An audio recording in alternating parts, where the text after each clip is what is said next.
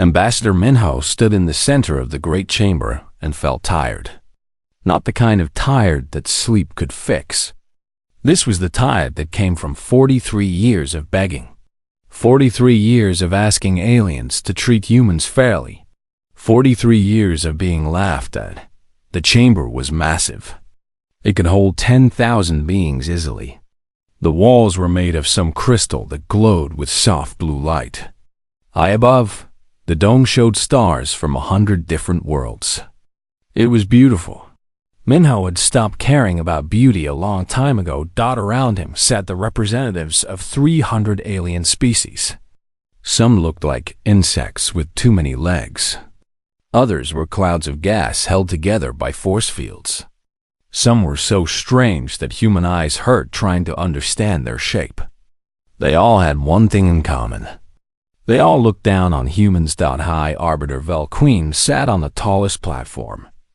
His species looked like praying mantises, but were twice as tall as humans. His 4 eyes glittered as he looked at the petition in his clawed hand. He had not even bothered to read it. Minho knew this because the document was still sealed. Petition number 47 from the human delegation, Velqueen announced. His voice came out in clicks and whistles, but the translator made it sound bored. Another request for fair access to trade routes. Another complaint about raids on their colonies. Another demand for protection. Laughter rippled through the chamber. Not cruel laughter exactly. Worse, it was the kind of laughter adults make when a child says something silly. Minho felt Jiho tense beside him. Jiho was young for a trade minister. He still had hope. Minho envied him that. The council has reviewed your petition, Velqueen said. He had not reviewed anything. And the council has decided that current trade arrangements are satisfactory. The Krell Syndicate's actions in disputed territories are not the concern of this body. Your colonies were built in unstable regions. The consequences are your own responsibility. Minho closed his eyes. Behind him, he heard Admiral Sora shift in her seat. She was only here as an observer. Military personnel were not allowed to speak in council sessions. But Minho knew Sora. He knew what that small movement meant. Her patience was gone. Your Eminence, Minho said. His voice was calm. He had practiced being calm. 17 human colonies have been destroyed in the last year. Over 2 million people are dead. The Krell Syndicate attacks our ships and trade routes that the Council approved for human use. We are only asking for the same protection that every other species receives. More laughter. A being made of purple light actually flickered with what the translator called amusement. Ambassador Minho, Velqueen said. Your species has been part of this council for only 43 years. Do you know how long the shortest serving member before you had been here? 600 years. You are children in this galaxy. Children must learn patience. We have been patient, Minho said. Have you? Velqueen leaned forward. You bring petition after petition. You demand and complain. You show emotion at every meeting. This is not patience. This is the behavior of primitives who do not understand how civilized beings conduct themselves. Something in Minho's chest snapped. It was not a loud sound. It was quiet, like a rope finally breaking after years of strain. He looked at Velqueen. He looked at the 300 species around him. He thought about every insult, every dismissal, every condescending word over 4 decades. You should be grateful, Velqueen continued. Grateful that we even allow you to sit in this chamber. Grateful that we let your primitive species join our council. Grateful that this negotiation is concluded, Minho said. The chamber went silent. Velqueen stopped mid-sentence, his mandibles frozen open. Minho picked up his papers. Slowly, carefully, he placed them in his case. Jiho stared at him with wide eyes. Minho turned and began walking toward the exit. The sound of his shoes on the crystal floor echoed in the silence. Ambassador Minho, you cannot simply leave, Velquin started. Minho kept walking. Behind him, Geo grabbed his own papers and hurried to follow.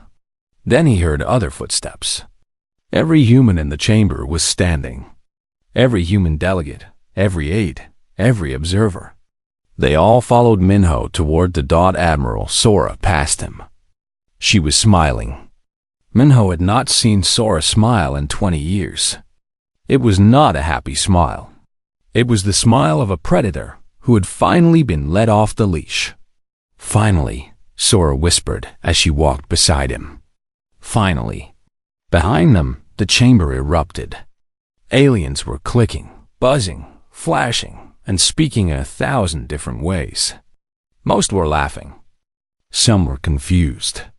A few, Minho noticed, were silent. Those few understood what had just happened. The doors closed behind the last human. Minho stood in the corridor and looked at his people.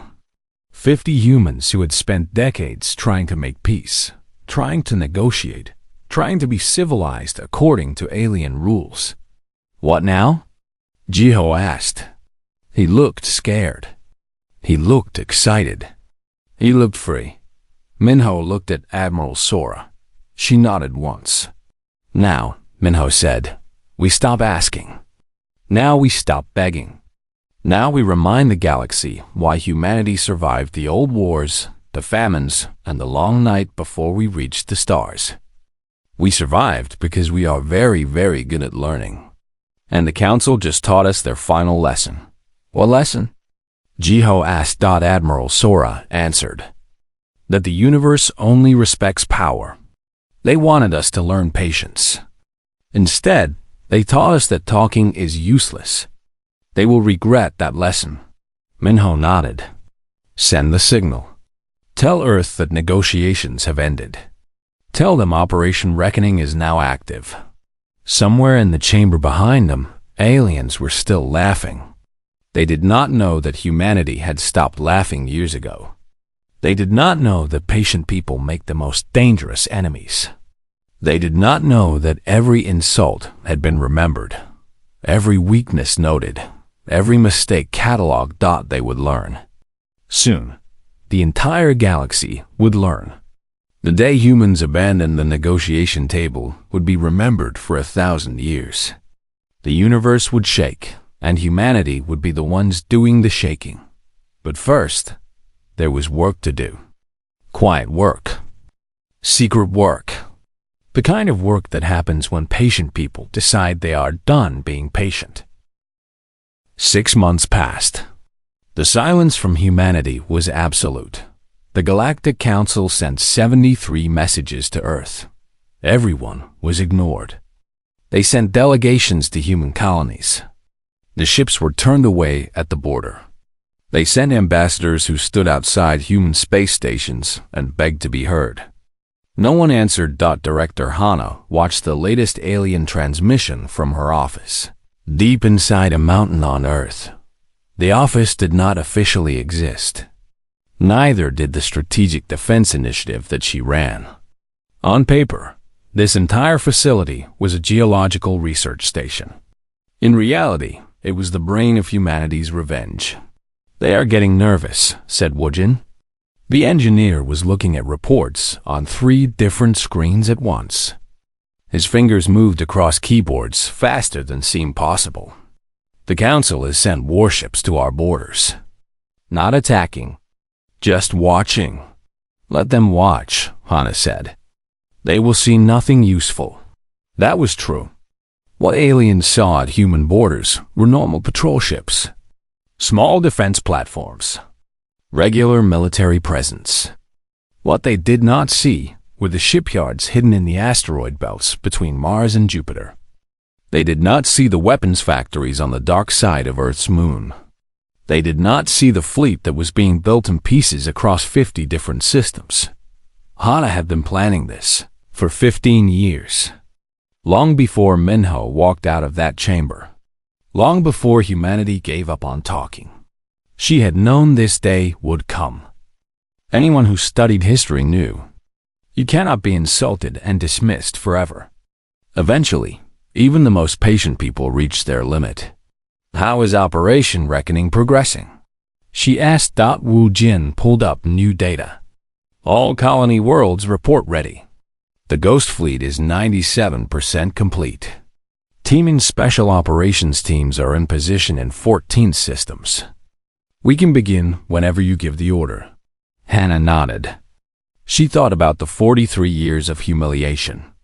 Every time an alien had laughed at a human request. Every time the Council had dismissed human lives as unimportant.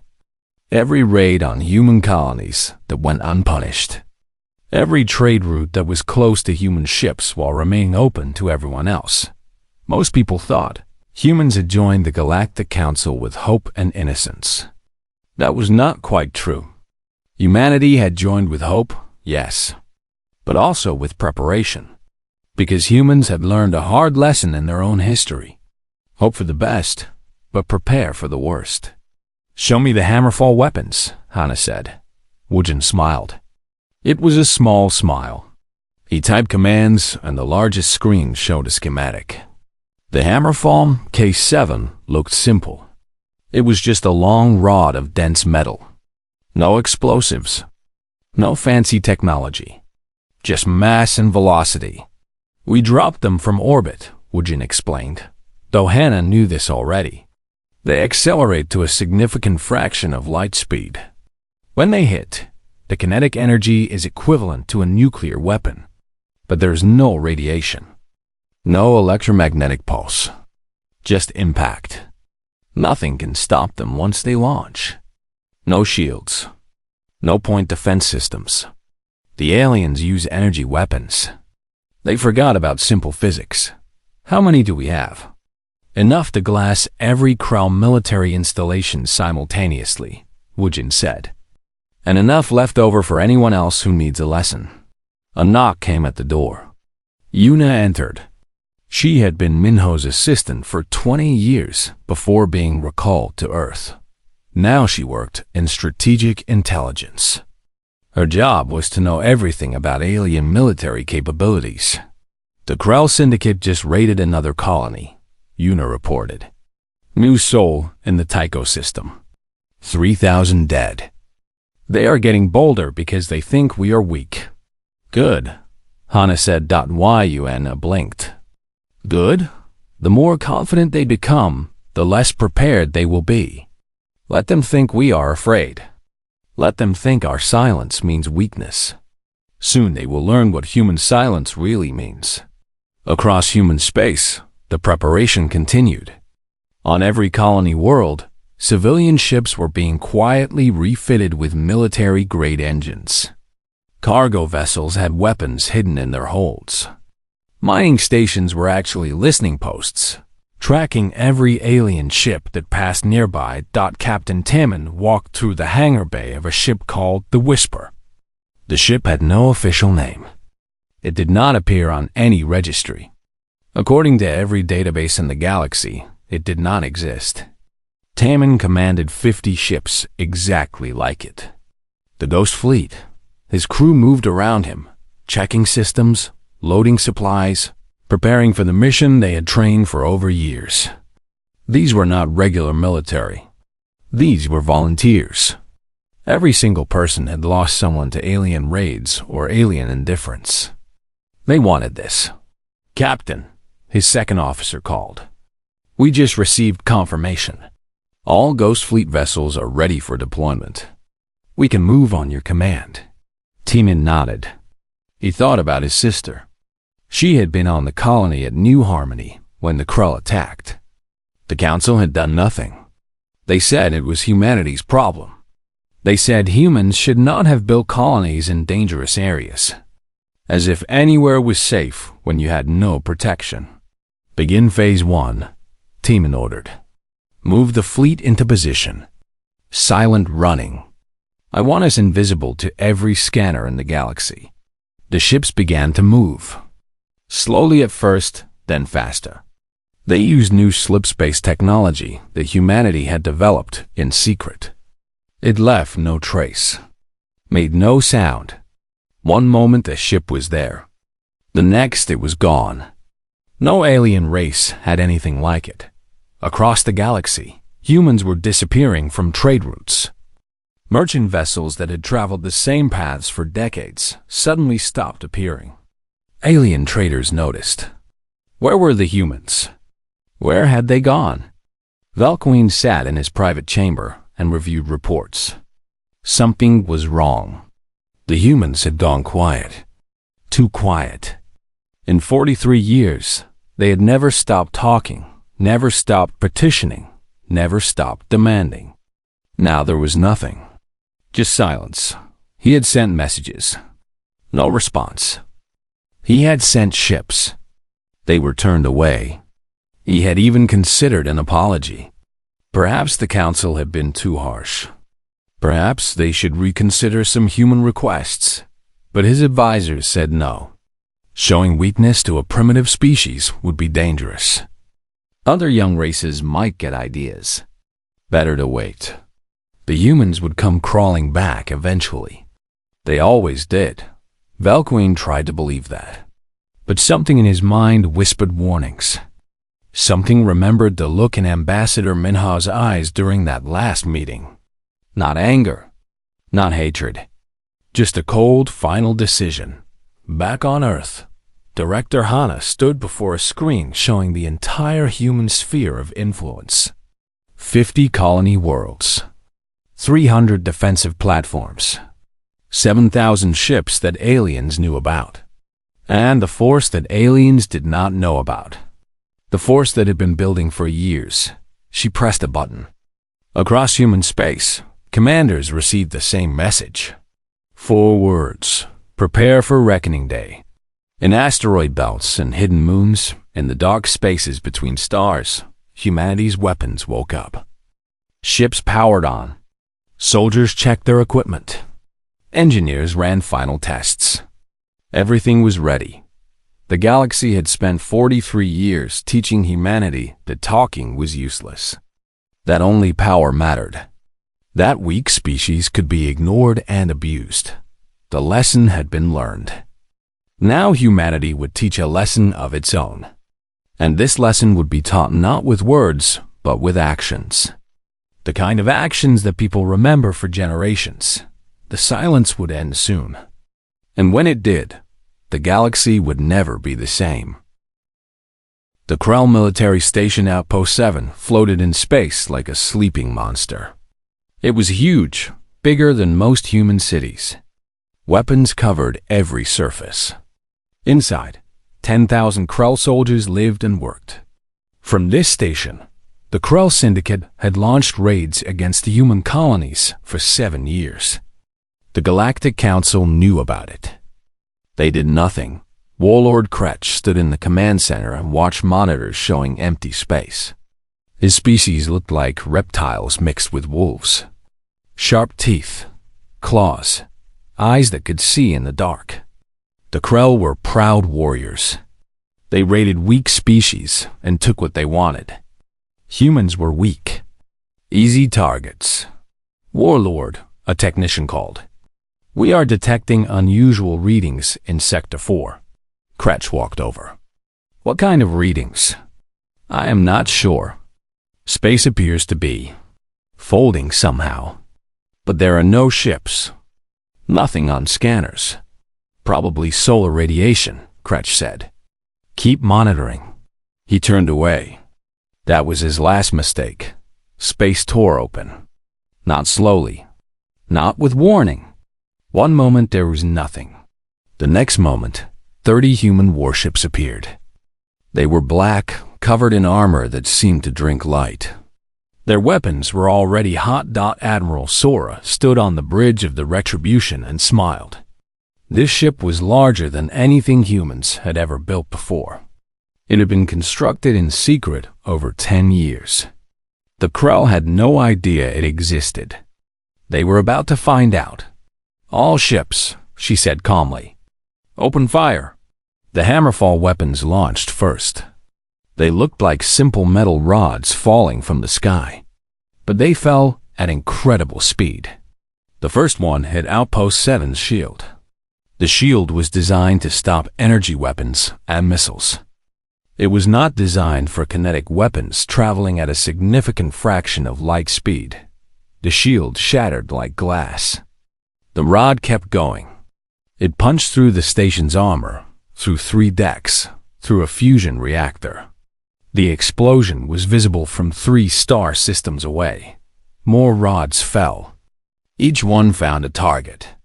Weapons platforms, shield generators, command centers. In 60 seconds, Outpost 7 had lost half its defensive capability.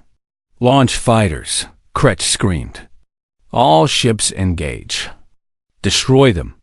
Krell warships poured out of hangars. They were fast and deadly. Krell had been warriors for 1,000 years.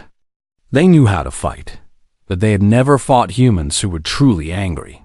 Captain Dohyun commanded a stealth frigate called the Silent Knife. His ship was small and fast. While the big ships drew Krell attention, he and 5 other stealth ships circled around behind enemy lines. The Krell focused on what they could see. They forgot to watch what they could not see. Target their communications array, Dohyun ordered. Fire. Missiles streaked from his ship. They were not large missiles, but they were smart. They found gaps in the station's damaged shields and slipped through. The communications array exploded in silence. Outpost 7 was now cut off from the rest of the Krell Syndicate. No one was coming to help. The battle lasted 47 minutes. Not 47 hours. Not 47 days. 47 minutes. Human ships moved like dancers. Every shot was planned. Every maneuver was practiced. The Krell fought bravely. But bravery meant nothing against mathematics and physics. Human weapons were designed for one thing: maximum efficiency. No wasted shots. No wasted time. When the smoke cleared, Outpost 7 was a broken shell. Krell ships drifted in space, their engines dead. And 3 more stations in nearby systems had suffered the same fate. All at exactly the same time. All destroyed in under an hour. General Nari landed on the dying station with 2,000 Marines. They wore armor that made them look like metal giants. They carried weapons that could punch through walls. They moved through corridors like a flood. The Krell who could still fight tried to resist. It did not matter. Human soldiers had trained in gravity 3 times Earth normal. They had trained in vacuum. They had trained in fire and ice and poison atmospheres. They had trained for this exact moment for years. Secure the command center, Nari ordered. I want Warlord Kretsch alive. They found him trying to escape in a small ship. Dohyun's frigate was waiting. A warning shot across the bow made Kretsch stop. Human soldiers pulled him from his ship. They brought him to Admiral S.O. Aridadas. O.R. stood in what was left of the command center. Through the broken windows, she could see human ships patrolling, collecting data, making sure no Krell survived who could tell what really happened here. Kretsch was brought before her in chains. He was bleeding from several wounds. His armor was cracked, but his eyes still held defiance. "You cannot do this," he snarled. The Galactic Council will. The Galactic Council will do nothing, Sora interrupted. Just as they did nothing when you raided our colonies. Just as they did nothing when you killed our people. You asked them for help once, did you not? After the Vex Empire attacked your homeworld? The Council protected you. But they would not protect us. We are warriors. We have the right to. You had the right to sit at a negotiation table, Sora said. Her voice was cold. You had the right to peaceful trade. You chose to raid instead. You thought we were weak. You were wrong. Please, Kretsch said. The defiance was gone now. Please, Mercy. We will stop the raids. We will pay compensation. We will. You gave no mercy to our colonists, Sora said. Neither shall you receive any. She turned to Dohyun. Broadcast what happens next. I want every Krell world to see. I want the entire galaxy to see. Cameras activated. Kretsch realized what was happening. He began to beg. He offered treasure. He offered ships. He offered anything. "Tell your people," Sora said to the cameras, "that humanity tried peace. We tried negotiation. We tried civilization. You laughed at us. You raided us. You killed us. So we learned. We learned that the universe only understands one language: power. Today, we spoke that language. Tomorrow, we will speak it again. To every race that harmed us. To every species that thought humans were weak. You had your chance at the negotiation table. That chance is over." The transmission ended. Kretsch and his surviving officers were loaded onto a prison ship. They would stand trial. Not in the Galactic Council. That body had no authority over humans anymore. They would stand trial on Earth, before human judges, for crimes against humanity. The fleet began to move. There were other targets. Other species who had raided human worlds. Other governments who had closed trade routes. Other beings who had laughed while humans died. Each one would receive a visit. Each one would learn the same lesson. The time for talking was over. Across the galaxy, news spread faster than light. Impossible news. Unbelievable news.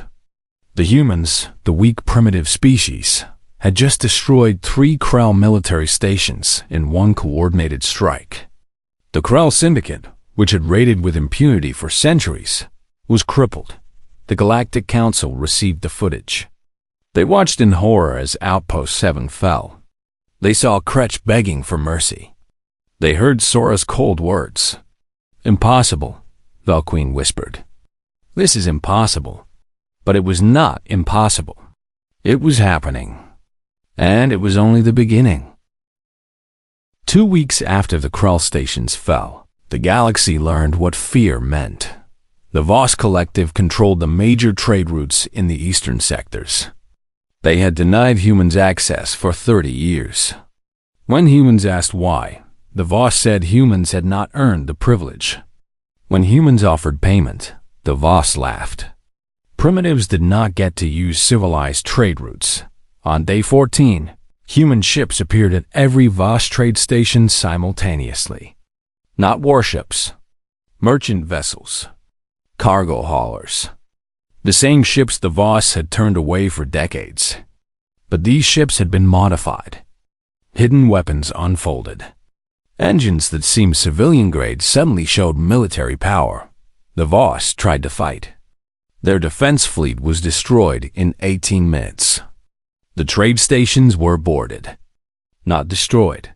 Boarded. Human soldiers took control and raised Earth flags above each one.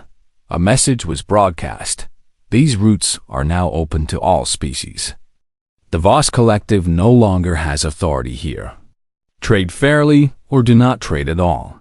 The next corporation had built weapons factories on the borders of human space. They sold arms to anyone who wanted to attack human colonies. When humans complained to the Galactic Council, the Council said they could not regulate private businesses. On day 15, every next weapons factory exploded at the same moment. Not from outside attack. From inside. Sabotage. Human agents had infiltrated months ago. They had planted charges. They had waited. The next CEO appeared on every news channel, screaming about terrorism. Admiral Sora appeared right after him. She showed evidence of every weapon the Nex had sold to raiders. Every ship they had armed that attacked human colonies. Every profit they made from human blood. "You sold weapons to kill us," Sora said calmly. "We took your weapons away. Consider it a fair trade." The Qualix Empire had captured human ships in neutral space and enslaved the crews. 200 humans were held in Qualix labor camps. The Galactic Council said it was a legal dispute that would take years to resolve. On day 16, human special forces appeared in every Qualix labor camp. They did not ask permission. They did not negotiate. They used the same slipspace technology that made them invisible. They arrived. They freed every human prisoner. They left a message carved into the camp walls. We came for our people. Next time, we come for you. President Yunji stood before cameras on Earth and addressed the entire galaxy. She was 63 years old. She had been a colony child once, born under alien stars. She had seen humans beg for rights and receive none. She had watched her people die while the council debated. For 43 years, she said, humanity asked for equality. We asked for protection. We asked for fair treatment. We were told to be patient. We were told we were too young, too primitive, too emotional. So we learned patience. We learned to wait. And while we waited, we prepared. Behind her, screens showed human fleets. Hundreds of ships. Thousands. Numbers that should not exist.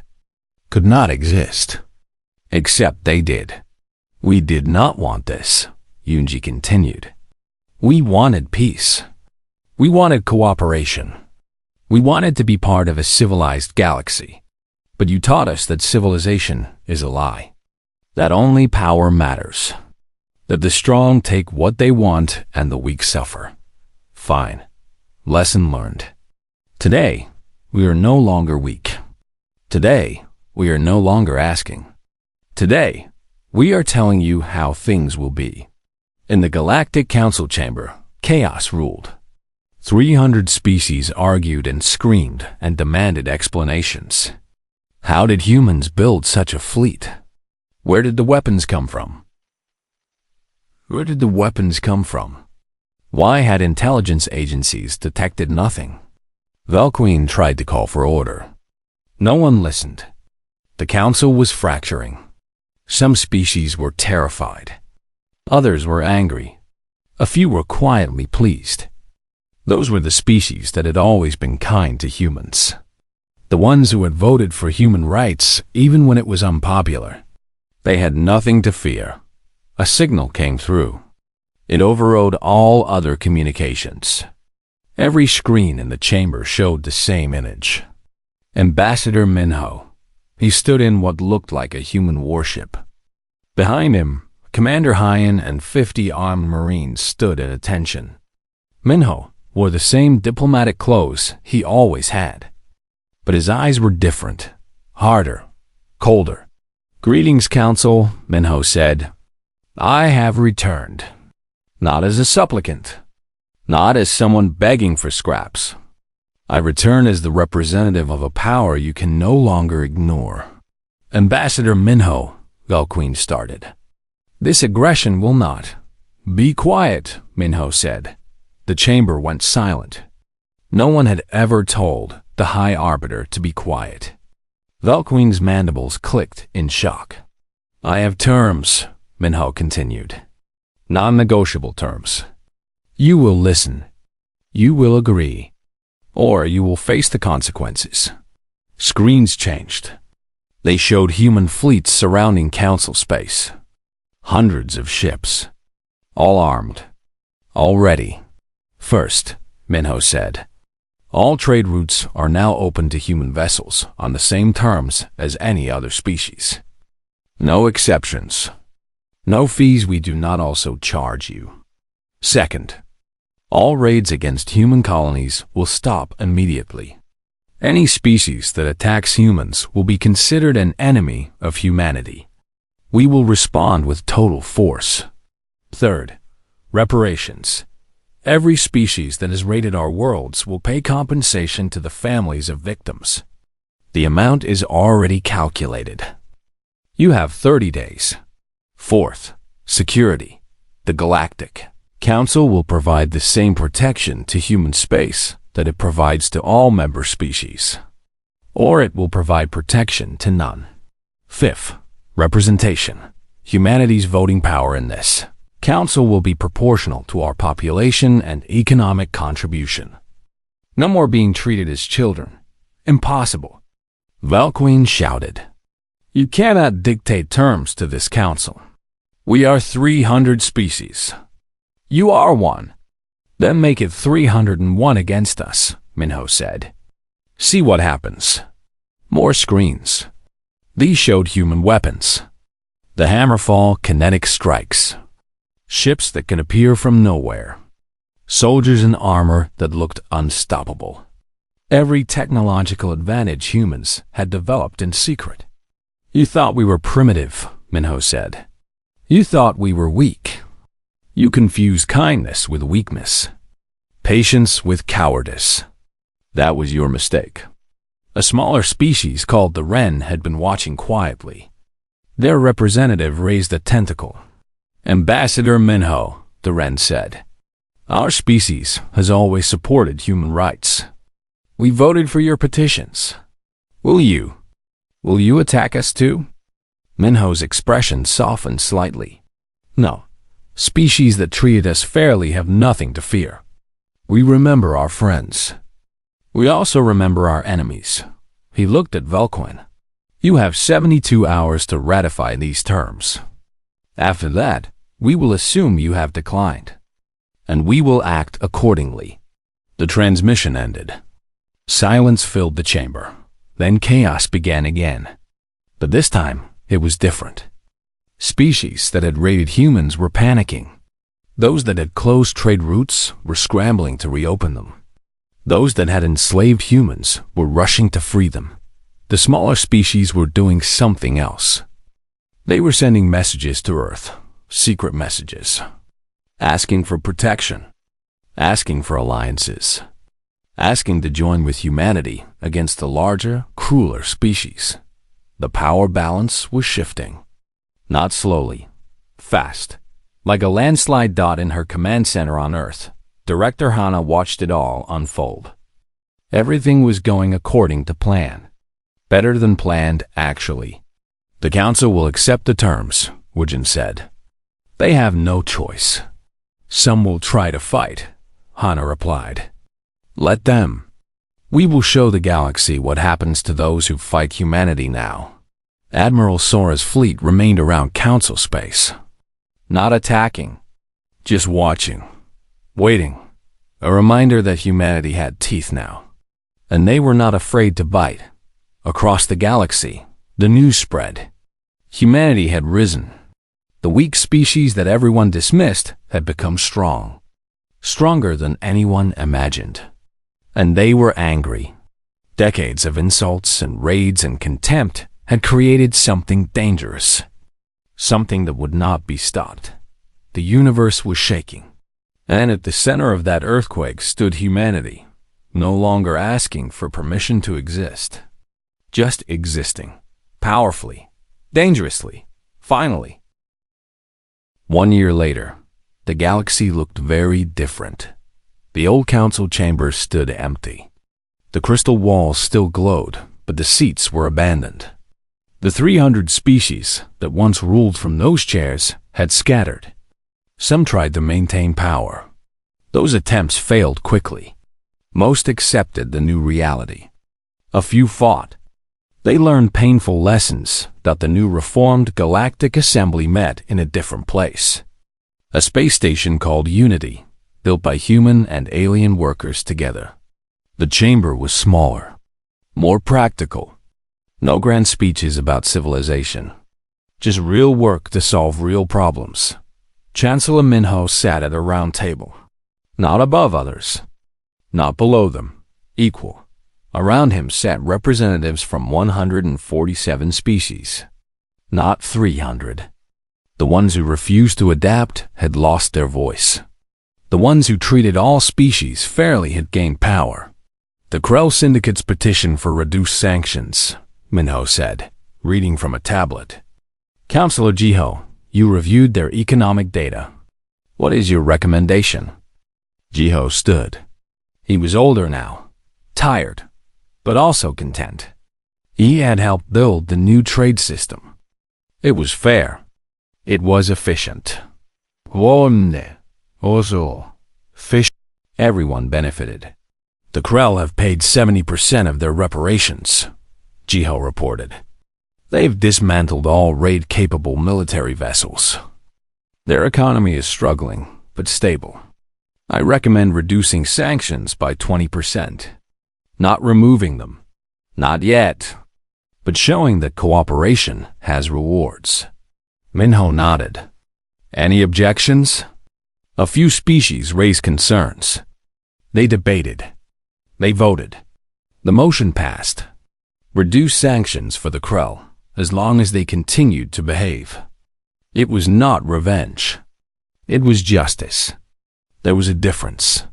After the session, Minho walked through Unity Station. The corridors were full of beings from 100 worlds. Humans, yes, but also Ren and Vex and even a few Voss, all living together, working together. It was not perfect. There were still arguments and problems. But there was no more casual cruelty, no more dismissal of weaker species. Velqueen was here too, not as High Arbiter. Those days were gone. He worked in the Economic Development Office, a mid-level position. He helped smaller species develop their industries. It was honest work. Humble work. Minho saw him in a hallway. Velqueen saw Minho. For a moment, neither spoke. Then Velqueen lowered his head slightly. Not a full bow. Just acknowledgement. Chancellor, Velqueen said. Administrator, Minho replied. They passed each other. No anger, no gloating. Just two beings who had learned hard lessons about power and pride in orbit around Earth. Fleet Admiral Sora stood on the bridge of the Retribution. Her hair was grayer now. Her face had more lines. But her eyes were still sharp, alert. Admiral, her second officer reported. We are detecting unusual activity in the Omega Sector. Possible pirate activity. Dispatch a patrol group, Sora ordered. Standard protocol. Warn them first. If they attack, respond proportionally. The officer nodded and relayed the orders. This happened a dozen times a week now. Small threats. Raiders who thought they could prey on weak species. They learned quickly that there were no more weak species. Not under human protection. Some people thought humans had become the new council, the new oppressors. They were wrong. Humanity had learned from the old system's mistakes. They did not rule alone. They shared power. They listened to small voices, but they also remembered. They remembered being weak, being dismissed, being attacked. Those memories made them vigilant. No species under their protection would suffer the way humans had suffered. Ambassador Yuna worked in the Reconciliation Office. Her job was to help species that have fought against humanity find their place in the new order. It was difficult work. Some aliens still hated humans. Some could not accept that the primitives had won. A young Qualic sat across from her desk. The Qualic species had enslaved humans. They had been punished. Now they were trying to rebuild. My people are starving, the young Qualic said. Her name was Thix. She was barely an adult by her species standards. The sanctions are too harsh. Please, show mercy. Yuna looked at her files. The Qualic's empire had taken 200 humans as slaves, had worked them to death in labor camps, had laughed when asked to return them. Mercy seemed inappropriate, but Yuna remembered something Minho had said. We are not here to repeat their mistakes. We are here to be better. I will review your petition, Yuna said. If your government shows genuine reform, we can discuss easing certain restrictions. But understand, trust must be earned. You took our people, hurt them, killed them. That cannot be forgotten overnight. I understand, Thix said quietly. I was a child when it happened, but I know my people's crimes. I want to make things better. Yuna nodded. Then we can work together. That is all we ever wanted. Not dominance, just fairness. Captain Teeman commanded a different kind of mission now. His ghost fleet no longer hunted enemies. Instead, they explored. The galaxy was huge. There were still unknown regions, still mysteries to solve. His ship, the Whisper, slipped through space on the edge of known territory. They were mapping new star systems, looking for habitable worlds, searching for other species that might need help. "Captain," his science officer called, "we are detecting signals from the third planet in this system. Primitive radio waves. Early industrial development." Teeman smiled. "Another young species. Prepare a message beacon. Let them know they are not alone. When they reach the stars, we will be here. Not as conquerors, as neighbors." It was a different mission than he had trained for, but it felt right. Humanity had been alone once, afraid. They knew how precious it was to find others who would treat you fairly. On Earth, in a small apartment in New Seoul, a woman named Mayon taught history to students. She was 70 years old. She had been 10 when the Krell raided her colony. She remembered hiding while aliens destroyed her home. Remembered her father dying to buy her time to escape. Now she stood before young students and told them the story. The story of how humanity was dismissed and insulted. How they tried peace for 43 years. How they finally said enough. "Why did we wait so long?" A student asked. Mayan smiled sadly. "Because we hoped they would prove us wrong. We hoped that beings from different worlds could live together peacefully. That strength was not all that mattered. We were wrong, but we never forgot what we hoped for. That is why we built something better. Are we the bad guys now?" Another student asked. "My friend says we are like the old council, just stronger." "No," Mayan said firmly. "The old council ruled because they could. We lead because someone must. But we share power. We listen to small voices. We protect the weak. That is the difference. We remember what it was like to be powerless. We will never become what they were." Back at Unity Station, Minho prepared for another session. Today they would discuss opening new trade routes, forming new alliances, helping the wren species recover from a natural disaster. Before the session started, a message arrived. It was from a species called the Drin. They were far away, outside the old council's reach. They had heard about humanity, about the species that was weak but became strong. That was dismissed, but now Led thought the message was simple. "We are young. We are learning to travel the stars. We are afraid. Can you help us?" Minho smiled. He wrote a reply. "Yes, we remember what it is like to be afraid. We remember what it is like to need help and receive none. We will not let that happen to you. Welcome to the galaxy. Welcome to a place where all voices matter." He sent the message. Then he went to the assembly. There was work to do. Always work. The galaxy had learned its lesson. Power mattered, yes. But how you used power mattered more. Humanity had been given a terrible education in cruelty and dismissal. But they had learned a different lesson than their teachers intended. They learned that patience is not weakness. That silence can be preparation. That even the smallest species can shake the stars if pushed far enough. The universe had shaken. The tremors were still felt in every corner of known space. But from that earthquake came something new. Something better. A galaxy where strength protected instead of oppressed. Where power listened instead of commanded. It was not perfect. There were still problems. Still conflicts. Still species that refused to change. But when Ambassador Minho walked through Unity Station and saw humans and aliens working together, eating together, living together, he knew it had been worth it. Every insult endured. Every year of patience. Every hard decision. The day humans abandoned the negotiation table, the universe shook.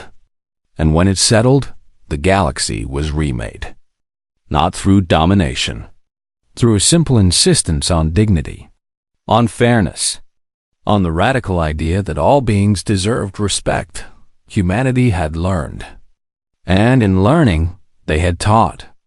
The lesson would echo for 1,000 years. The strong have a choice. They can rule with fear, or they can lead with justice. Humanity chose justice, and the galaxy was better for it.